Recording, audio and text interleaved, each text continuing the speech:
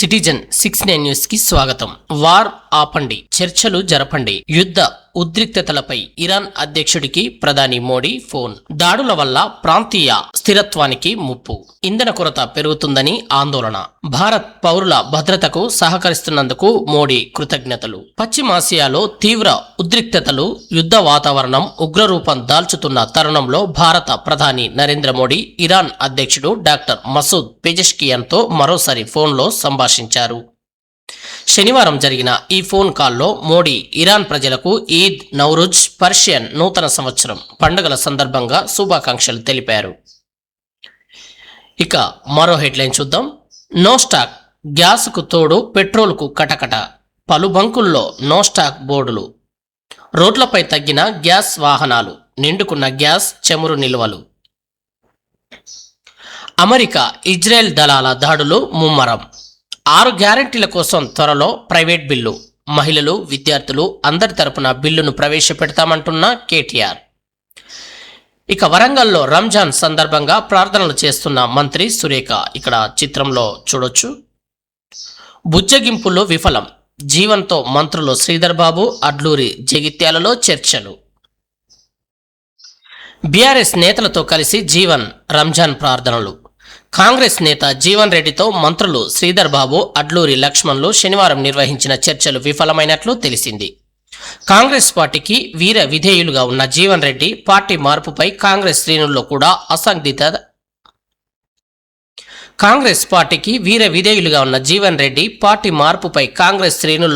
అసందిగ్ధత నెలకొంది. కాంగ్రెస్ పార్టీకి స్పష్టమైన మెజార్టీ ఉన్నప్పటికీ పార్టీ ఫిరాయింపులు ప్రోత్సహించడంపై జీవన్ రెడ్డి గత కొన్ని రోజులుగా అసంతృప్తితో ఉన్నారు. దీనికి తోడు బీఆర్ఎస్ నుంచి కాంగ్రెస్కు వలస వచ్చిన డాక్టర్ సంజయ్ కారణంగా జగిత్యాలలో ఆయన అస్తిత్వంకు ప్రమాదం ఏర్పడడమే కాకుండా ఆయన ముఖ్య అనుచరుడు హత్యకు గురైనాడు. దీనితో కాంగ్రెస్ పార్టీలో ఇక ఇమడలేమని పరిస్థితులు తనకు ఎదుర్కోవడంతో అనుచరులు పార్టీకి రాజీనామా చేయాలని జీవన్ రెడ్డిపై ఒత్తిడి పెంచుతున్నారు. పార్టీ పెద్దల తీరుపై గత కొంతకాలంగా తీవ్ర అసంతృప్తితో ఉన్న జీవన్ రెడ్డి మున్సిపల్ ఎన్నికలలో కూడా తన కార్యకర్తలకు సముచితమైన రీతిలో టిక్కెట్లు ఇవ్వకుండా అవమానపరిచారని ఆగ్రహంతో చెందారు. కాంగ్రెస్కు వ్యతిరేకంగా తన కార్యకర్తలను జగిత్యాల మున్సిపల్ ఎన్నికల బరిలో స్వతంత్రులుగా నిలిపి డజన్కు పైగా కౌన్సిలర్లను గెలిపించుకుని తన సత్తాను కూడా కాంగ్రెస్ అధిష్టానంకు చూపారు. తన అనుచరుడికే మున్సిపల్ చైర్మన్ పదవి ఇవ్వాలని కోరిన ఎమ్మెల్యే వర్గానికి చైర్మన్ పదవి ఇవ్వడంతో తీవ్ర అసహనంకు గురయ్యారు. దీంతో కాంగ్రెస్కు గుడ్ బై చెప్పి బీఆర్ఎస్ పార్టీలో చేరుతారనే ప్రచారం ఊపందుకుంది. ఇరాన్పై యుద్ధానికి భారత్ సాయం కోరిన అమెరికా అవన్నీ వదంతులేనని కొట్టిపారేసిన విదేశాంగ శాఖ.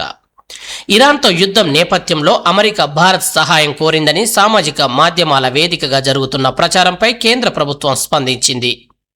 ఇవి పూర్తిగా నిరాధారమైన వార్తలంటూ కొట్టిపారేసింది. పశ్చిమాసియాలో 22 రోజుల క్రితం ప్రారంభమైన యుద్ధం రోజుకు తీవ్రమవుతుంది. పశ్చిమ భారత్ నుంచి ఇరాన్పై దాడులు చేయడానికి వీలుగా మిలిటరీ స్థావరాలను వినియోగించుకుంటామని అమెరికా కోరినట్లు ప్రచారం జరిగింది. ఇందుకు సంబంధించి ఇంగ్లీష్ మీడియాలో కథనాలు రావడంతో విదేశీ వ్యవహారాల మంత్రిత్వ శాఖ స్పందించింది. ఇలాంటి అసత్య ప్రచారాలను విశ్వసించవద్దని కోరింది. నిరాధారమైన కల్పిత విషయాలపై జాగ్రత్తగా ఉండాలని ప్రజలకు సూచించింది. ఈ మేరకు సోషల్ మీడియాలో పోస్ట్ చేసింది. ఇరాన్, అమెరికా, ఇజ్రాయెల్ యుద్ధ నేపథ్యంలో భారత్పై కొన్ని అసత్య ప్రచారాలు జరుగుతున్నాయి. రంజాన్ సందర్భంగా శనివారం న్యూఢిల్లీలోని జామా మసీదులో ప్రార్థనలు చేస్తున్న ముస్లిం సోదరులు ఇక్కడ మనకు చిత్రంలో కనిపిస్తూ ఉంది. 6 గ్యారెంటీల కోసం త్వరలో ప్రైవేట్ బిల్లు.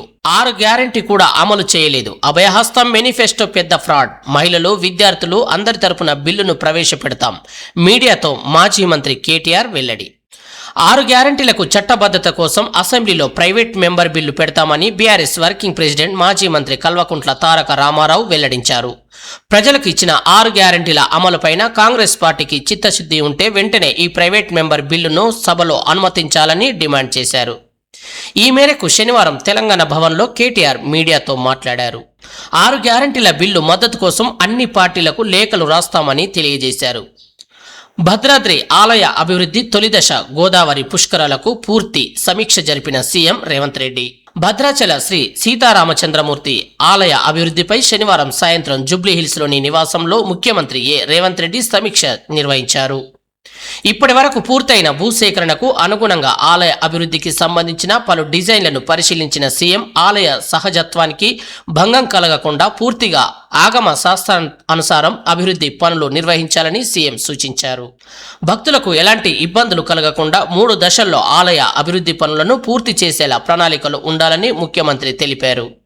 వచ్చే గోదావరి పుష్కరాల నాటికి చేయగలిగిన పనులను ముందుగా గుర్తించి అంచనాలతో తొలి దశ అభివృద్ధి ప్రణాళికలు సిద్ధం చేయాలని ఆదేశించారు.